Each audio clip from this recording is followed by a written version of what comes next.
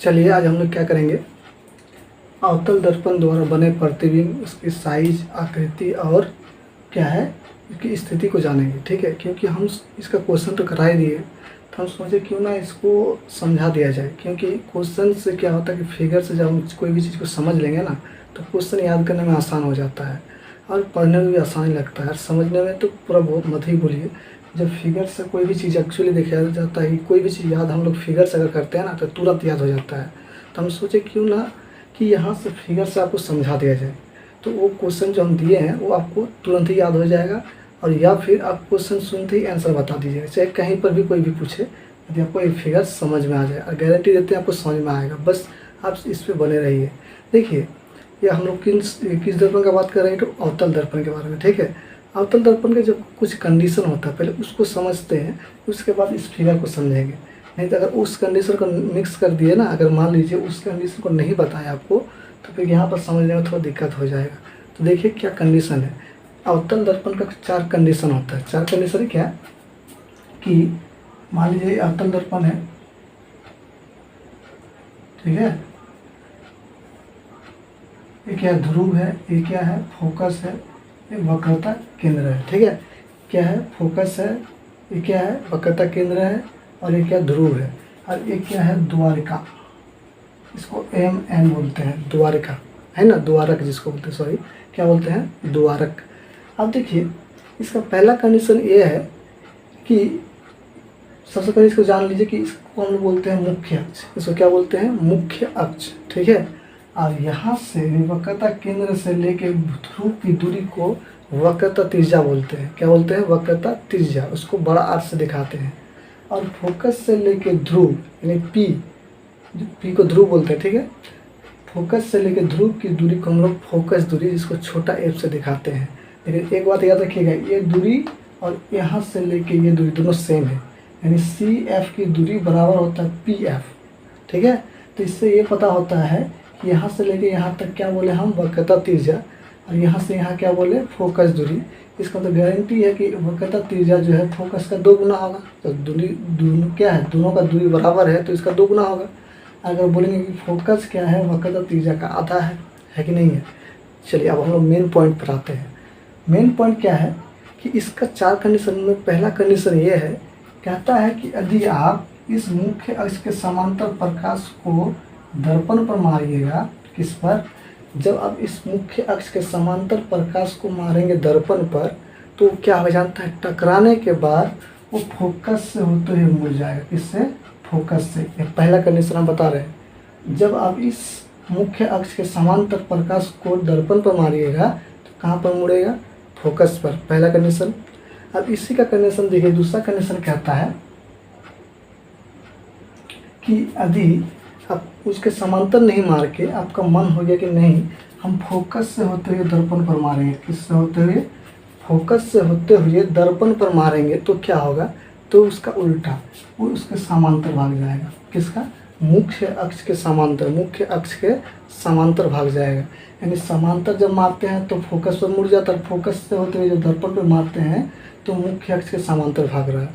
समझ में आ गया दूसरा कंडीशन और पहला कंडीशन दोनों आ गया। तीसरा कंडीशन क्या बोले कि मान लीजिए अब क्या किया, फोकस से भी नहीं मारे और इसके समांतर से भी नहीं मारे, तो क्या हो, कहाँ पर मारिएगा, मान लीजिए आपका मन किया कि केंद्र से, वक्रता केंद्र से होते हुए दर्पण पर प्रकाश को मारेंगे। किससे होते हुए, वक्रता केंद्र से होते हुए दर्पण पर प्रकाश को मारेंगे, तो किधर भाग जाएगा, वो किधर भागेगा। तो एक बात याद रखिएगा, जैसे ही हम वक्रता केंद्र से दर्पण पर फोकस को मारेंगे ना, वो क्या हो जाएगा, जिस दिशा में आएगा यानी दर्पण पर, उसी दिशा में ही फिर लौट जाएगा। यानी जिस रास्ते से आएगा उसी रास्ते से ही लौट जाएगा। ये कब, जब आप वक्रता केंद्र से होते हुए दर्पण पर मारिएगा प्रकाश को, तब। समझ में आ गया। और ये क्यों होता है, क्योंकि ये जो होता है ना, यहाँ से अभिलंब डालता है, 90 डिग्री कोण बनाता है दर्पण पर। ठीक है, जिसका आंसर हम लोग जानते हैं कि 90 डिग्री के कोण पर जब भी कोई चीज़ गिरेगा तो उसी रास्ते से ही लौट जाएगा। ठीक है, यानी अभिलंब जिसको हम लोग बोलते हैं। ठीक है, तो तीसरा कंडीशन हो गया। ठीक है, चौथा कंडीशन क्या है, चौथा कंडीशन तो आपको शुरू से ही याद है, यानी 7 क्लास से ही याद है। क्या याद है कि हम लोग जानते हैं, यदि हम मान लीजिए कि यहाँ से भी नहीं मारे और फोकस से भी नहीं मारे, समांतर भी नहीं मारे, कहाँ मारिएगा, मान लीजिए हम ध्रुव पर मार दिए, कहाँ पर मार दिए प्रकाश को, ध्रुव पर, ठीक है, कहाँ पर मार दिए, ध्रुव पर, तो फिर क्या होगा, तो क्या होगा, ठीक है, हम ध्रुव पर प्रकाश को मार दिए, यहाँ पर ध्रुव पर मार दिए, तो प्रकाश क्या होगा, अब किधर जाएगा, तो हम लोग जानते हैं कि आपतित किरण द्वारा बने कोण को आपतन कोण कहते हैं, जिसको आई से दिखाते हैं, ठीक है।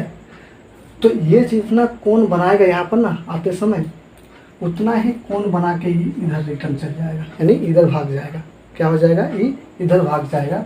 और इस कोण को हम लोग क्या कहते हैं, परावर्तन कोण कहते हैं, क्या कहते हैं, परावर्तन कोण।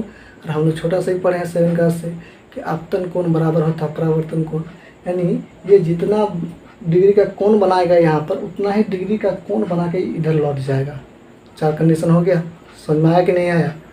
पहला कंडीशन क्या पढ़े कि समांतर मारेंगे तो फोकस पर मुड़ेगा, और फोकस से होते हुए मारेंगे तो समांतर भाग जाएगा। और क्या पढ़े कि वक्रता केंद्र से होते हुए अगर दर्पण पर मारेंगे तो उसी रास्ते में ही क्या हो जाएगा, लौट जाएगा। और चौथा क्या पढ़े कि जब ध्रुव पर हम जितना डिग्री का कोण मतलब ध्रुव पर जो मारेंगे प्रकाश को, वहाँ जितना डिग्री का कोण बनाएगा उतना डिग्री का ही कोण बना के ही इधर भाग जाएगा। समझ में आ गया 4 कंडीशन। अब आते हैं हम लोग फिगर पर, ठीक है। चलिए पहला क्या कहता है, पहला कंडीशन देखो, अवतल दर्पण का जो कंडीशन है ना 4 कंडीशन है, सॉरी 6 कंडीशन, कितना कंडीशन है 6। यहाँ पर देखिए फिगर 6 को हम बना दिए हैं, 1 2 3 4 5 6, ठीक है।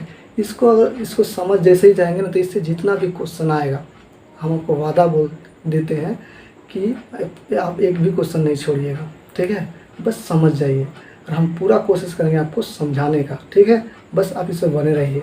देखिए ये वाला जो रखे हैं ना, ये देखिए पहला ये अवतल दर्पण है। अवतल दर्पण का जो बाहरी भाग है वो क्या पालिश क्या हुआ रहता है, इसको ध्रुव कहते हैं, ठीक है। इसको फोकस, इसको वक्रता केंद्र, तो ये क्या खड़ा कर दिए हैं, ये वस्तु है, क्या है, वस्तु। बी मतलब बिंब, जिसको हम वस्तु बोलते हैं ना। मेरे साथ अब डॉट करके क्यों दिखाए, क्योंकि ये अनंत पर रखा गया। जैसे चंद्रमा कहाँ पर है, यहाँ से कितना मतलब 3,84,400 किलोमीटर दूरी पर, लेकिन बोलेंगे तारा कितना दूरी पर है, तो इसका कोई निश्चित नहीं है, अनंत पर। क्या बोलेंगे, उससे भी आसमान कहाँ पर है, अनंत पर। इसी प्रकार वस्तु को जब अनंत पर रखते हैं, जिसकी कोई निश्चित नहीं कहाँ पर है, ठीक है, तो उसको अनंत से दिखा दिए हैं।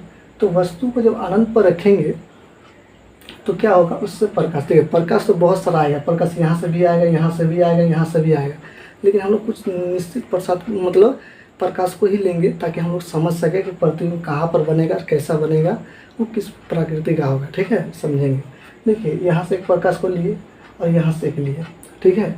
अब प्रतिबिंब कैसे बनेगा कि ये प्रकाश जब दर्पण पर गिरेगा, दर्पण से लौट के फिर ये भी दर्पण पर गिरेगा, ये भी लौट के जहाँ पर कटेगा प्रतिबिंब वहीं पर बनेगा, हमेशा याद रखिएगा, ठीक है। और दूसरा बात कि प्रतिबिंब सीधा बनेगा कि उल्टा बनेगा, कैसे पता चलेगा, जो मुख्य अक्ष है अगर उसके नीचे प्रतिबिंब बन गया तो उल्टा बनेगा, और यदि उसके ऊपर बन गया तो क्या बनेगा, सीधा बनेगा, ठीक है। और अभी मान लीजिए कि उसी पर बन गया तो क्या बनेगा, वो भी क्या बनेगा बताइए, थोड़ा सा उल्टा बनेगा, और उसका प्रकृति बताएंगे, अभी नहीं बताएंगे, ठीक है। तो चलिए, तो पहला कंडीशन में क्या किए कि वस्तु को कहाँ रख दिए, अनंत पर, बहुत दूर पर, ठीक है। तो देखिए इससे कुछ प्रकाश आ रहा है, लेकिन इसका समांतर है, तो समांतर जैसे ही आएगा हम आपको क्या बताया कि कहाँ पर मुड़ेगा, फोकस पर। ये भी समांतर जा रहा है, ये भी कहाँ मुड़ेगा, फोकस पर। अब दोनों लौट के कहाँ कट रहा है, एफ पर। कहाँ कट रहा है, एफ पर। जब वस्तु को अनंत पर रख दिए तो कहाँ कट रहा है, एफ पर। और एफ पर कट रहा है, इसका मतलब प्रतिबिंब कहाँ पर बनेगा, एफ पर। यानी वस्तु को जब हम अनंत पर रखेंगे तो उसका प्रतिबिंब जो होगा कहाँ पर बन जाएगा, एफ पर बनेगा। तो सर ठीक है, उसकी स्थिति क्या हो गया, एफ पर बनेगा। लेकिन अगर बोलेंगे सर इसका साइज क्या होगा, साइज मतलब कितना बड़ा बनेगा, यानी वस्तु के तुलना में ये छोटा बनेगा कि बड़ा बनेगा। तो देखिए वस्तु का साइज कैसे पता करते हैं, ये मुख्य जो अक्ष है उससे कितना ऊपर बन रहा है या कितना नीचे, वो जो वही उसी से हमें पता चले। जैसे मान लीजिए ये मुख्य अक्ष है और कोई यहाँ पर कट गया, ठीक है, यहाँ पर, तो ये जो गैप है ना, या फिर ऊपर कहीं कट रहा है, तो ये जो गैप है वही हम लोग का वस्तु की जो साइज होता है। तो यहाँ देखिए बिल्कुल जाके यहीं पर कट रहा है, कहाँ पर कट रहा है, यहीं पर कट रहा है, देखिए यहीं पर कट रहा है। तो इससे क्या पता चलता है, ना ऊपर है ज़्यादा ना नीचे, एकदम पूरा मुख्य अक्ष के ऊपर ही है। इसका मतलब इसका जो साइज होगा बिंदु के आकार का भी नहीं है, तो इसका मतलब होगा कि इसका साइज अत्यंत छोटा। साइज भी पढ़ लिए, स्थिति भी पढ़ लिए, बोले से इसकी प्रकृति क्या होगा। देखिए प्रकृति जो होता है ना, ये बिंदु जो होता है थोड़ा सा नीचे होता है, मुख्य अक्ष के थोड़ा सा नीचे, इसलिए बिंदु के साइज नहीं अत्यंत छोटा, ठीक है, अत्यंत छोटा है बिंदु के साइज।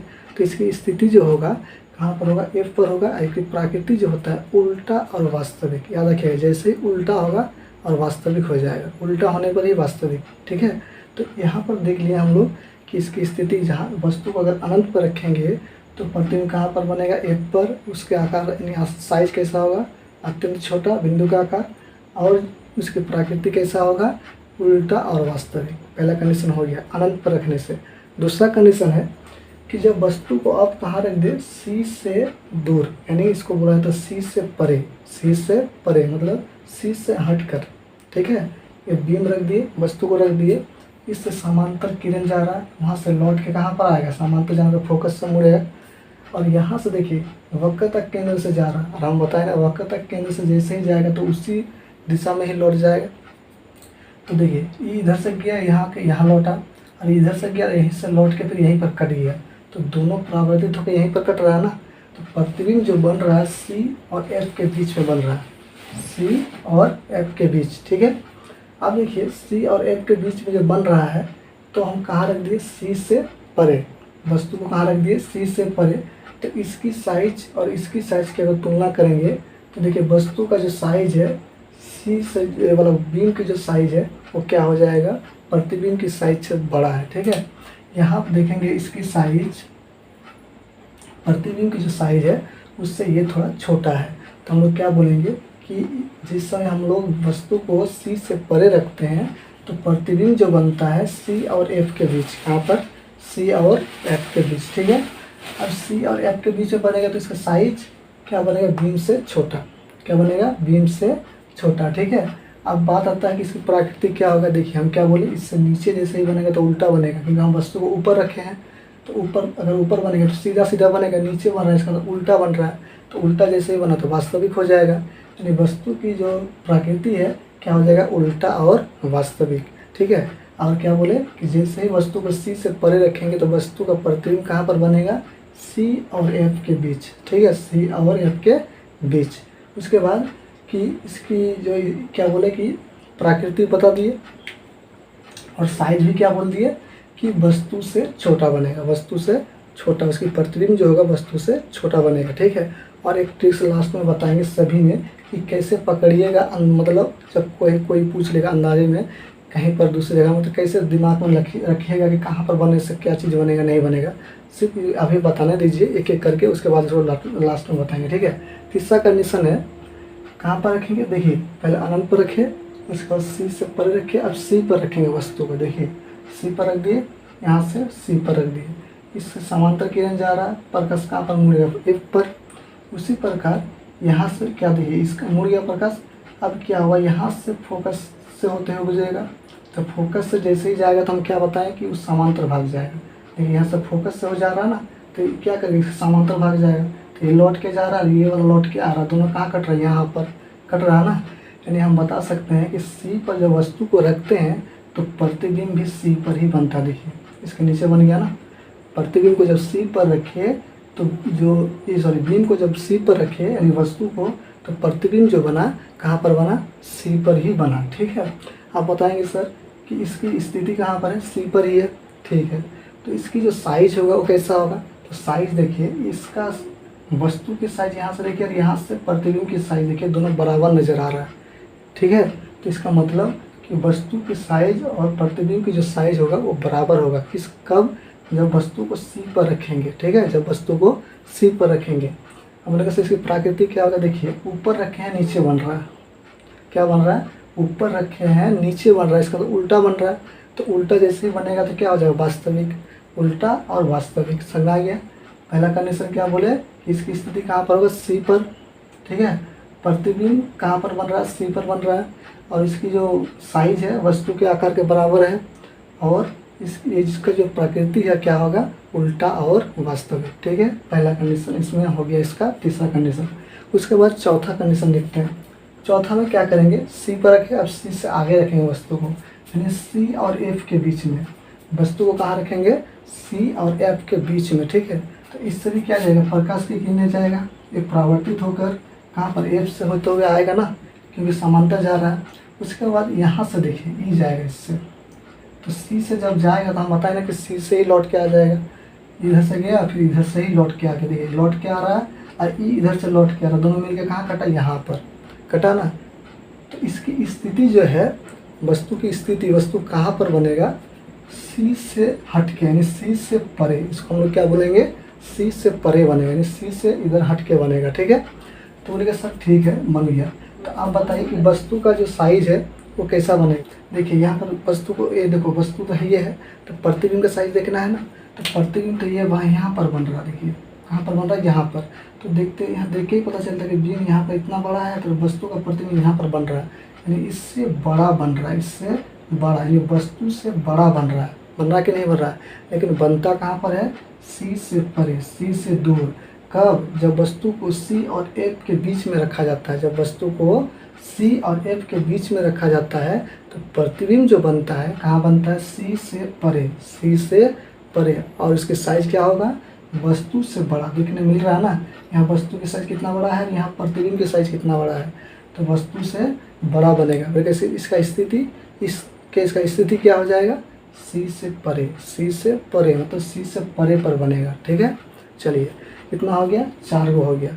5वां कंडीशन क्या, देखिए अब वस्तु को कहाँ पर रखेंगे, सी और एफ के बीच में। अब रखेंगे एफ पर, वस्तु को कहाँ पर रखेंगे, एफ पर। ठीक है, तो देखिए एफ पर रख दिए तो समांतर प्रकाश जाएगा, तो समांतर जब जाएगा तो एफ पर मुड़ेगा, मुड़ते हुए चल गया इधर। ठीक है, और यहाँ क्या किया, सी जो है वक्रता केंद्र जब उससे होते हुए प्रकाश ऊपर गया, फिर इधर से आते हुए दोनों सामने की ओर भाग गया, लेकिन दोनों कहीं पर कटता हुआ नजर नहीं आ रहा है। गया ठीक, लौटा ठीक, गया तो इधर गया फिर लौट गया, लेकिन दोनों मिलेगा तभी ना प्रतिबिंब बनेगा, क्योंकि दोनों प्रकाश जब कटेगा जहाँ पर वहीं पर प्रतिबिंब बनता है।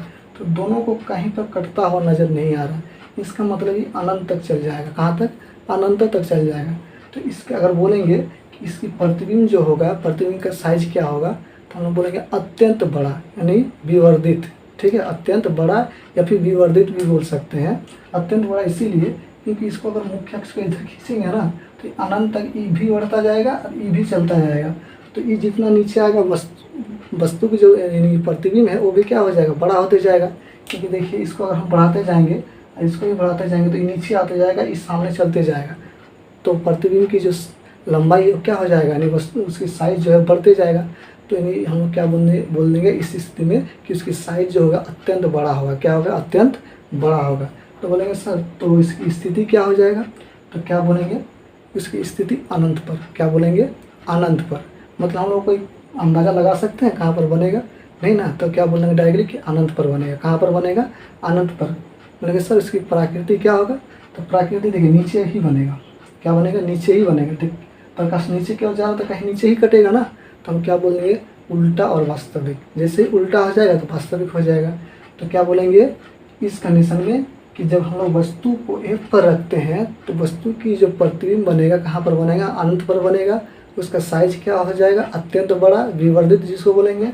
और क्या बोलेंगे कि इसकी प्रकृति जो होगा उल्टा और वास्तविक। क्या हो जाएगा, उल्टा और वास्तविक। याद कीजिए, ठीक है, जब एफ पर रखेंगे तब।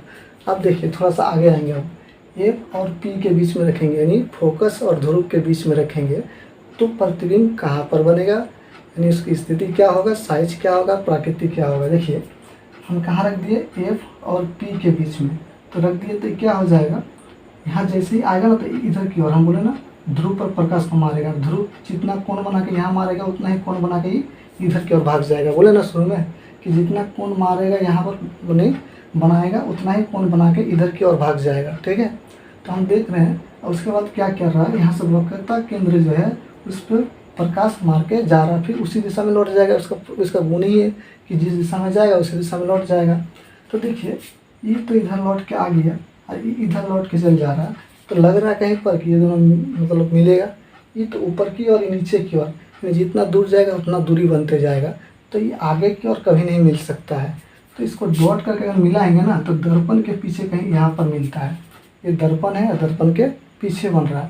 तो हम बोल सकते हैं कि जब एफ और पी के बीच में वस्तु को रखेंगे तो इसका प्रतिबिंब जो बनेगा दर्पण के पीछे बनेगा। कहाँ पर बनेगा, दर्पण के पीछे।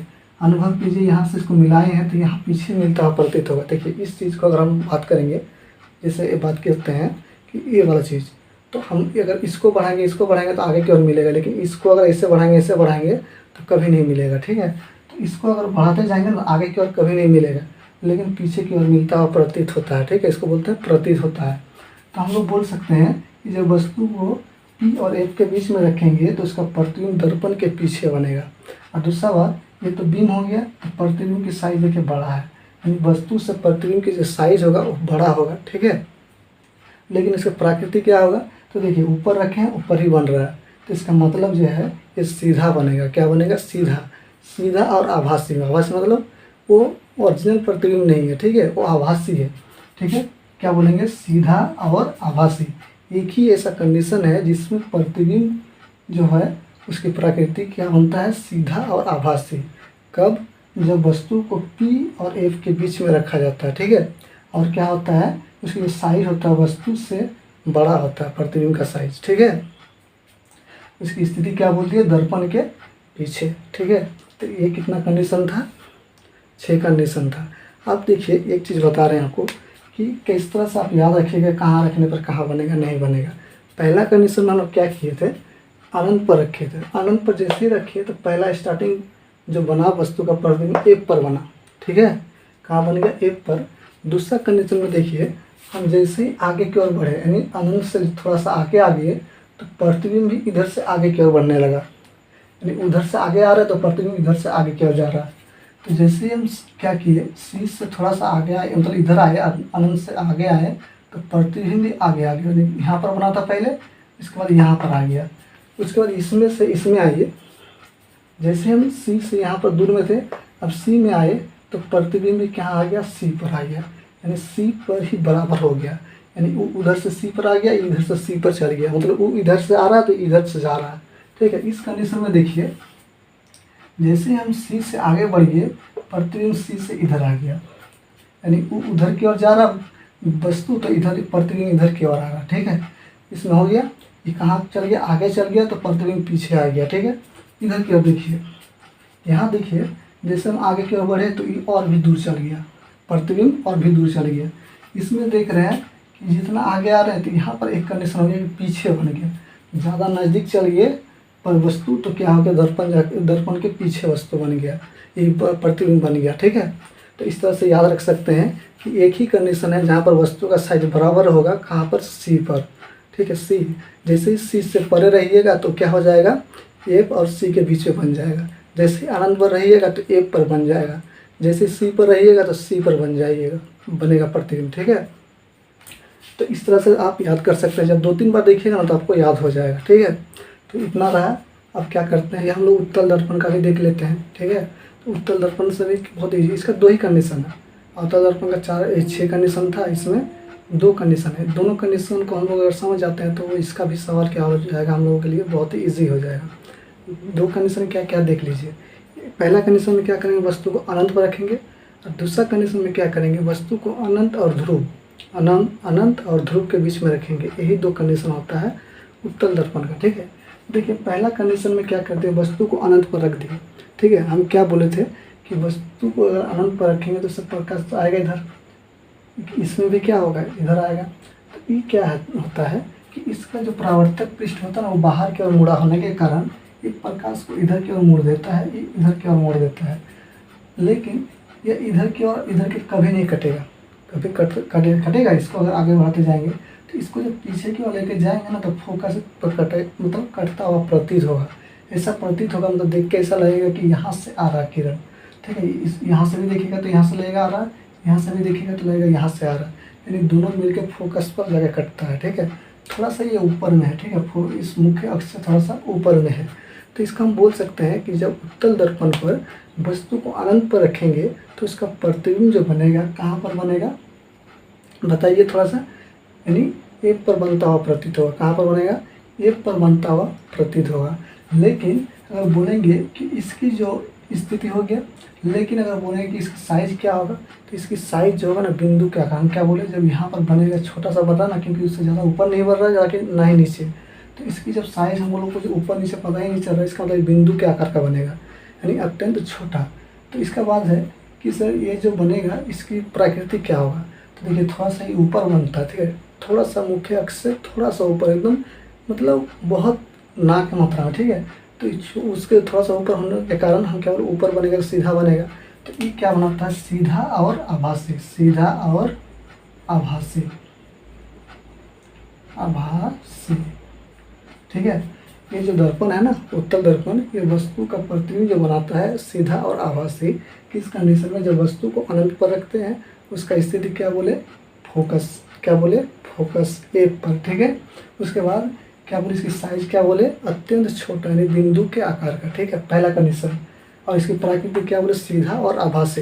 दूसरा कंडीशन क्या है कि वस्तु को क्या करेंगे, ध्रुव और अनंत के बीच, यानी ध्रुव और अनंत के बीच में रखेंगे, ठीक है। दो कंडीशन है इसका, पहला अनंत पर और दूसरा कि ध्रुव और अनंत के बीच में कहीं भी रखिए इसको, ठीक है। तो हम क्या कर देंगे, यहाँ पर रख देंगे, ठीक है। ये बीम है, जैसे ये बीम था, ये बीम है। अब ये इससे समांतर कितने जाएगा, तो समांतर जाएगा तो फोकस पर मुड़ता है ना, तो फोकस तो इसका इस साइड है, तो उस साइड तो जा ही नहीं सकता क्योंकि पालिश क्या हुआ। तो ये फोकस के सामने, जस्ट एकदम सामने उसका कोण बना के एकदम बिल्कुल उसी के सामने भाग जाता है। अगर इसको मिलाएंगे तो जगह फोकस पर मिलता हुआ प्रतीत होगा। उसके बाद यहाँ से जो जाएगा ना, यहाँ से कहाँ पर जाकर फोकसित जो ये वाला केंद्र है, वक्रता केंद्र है, वहाँ से लगेगा कि एक किरण वहाँ से आ रहा है। और हम लोग जानते हैं कि वक्रता केंद्र से अगर कोई प्रकाश को मारेंगे दर्पण पर तो उसी रास्ते से ही लौट जाएगा। देखिए इस कान से इधर से गया और इसी से ही लौट के आ गया, आया ना। तो देखिए ये गया इधर से लौटा, तो इसका किरण ये वाला है, और ये गया इधर लौट के आ गया, तो इसको डॉट से मिलाएंगे तो ये वाला। तो दोनों कहाँ पर कट रहे हैं, यहाँ पर, कहाँ कट रहा है, यहाँ पर कट रहा है ना, कट रहा है। तो हम बोल सकते हैं कि इसका जो प्रतिबिंब बनेगा कहाँ पर बनेगा, यानी ध्रुव और फोकस के बीच में, ध्रुव और फोकस के बीच में बनेगा।